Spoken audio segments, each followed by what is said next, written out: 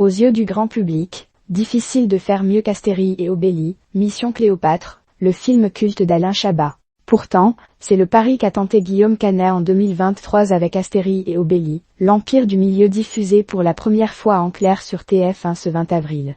Malheureusement, le film a été descendu en flèche par la critique et a terminé sa course à seulement 4,6 millions de spectateurs en France, en faisant un échec commercial.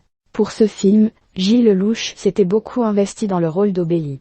Dans Astérie et Obélie, l'Empire du Milieu, Gilles Lellouche reprenait donc le rôle d'Obélie et la tâche était immense puisqu'il mettait alors ses pas dans ceux de l'incomparable Gérard Depardieu, depuis devenu paria du cinéma en raison d'accusations présumées de viol et agressions sexuelles qui a rendu ce personnage un peu plus culte encore en l'incarnant à 4 reprises au cinéma. Comme le relate TV Mag, Gilles Lellouche avait admis en promo avoir eu une trouille bleue jusqu'au premier jour de tournage. Mais le comédien de 52 ans avait pris les choses très à cœur pour entrer dans la peau d'Obélie, allant jusqu'à prendre du poids en plus du costume.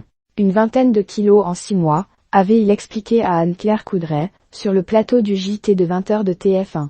Une transformation physique digne de Christian Bale, grand habitué du genre.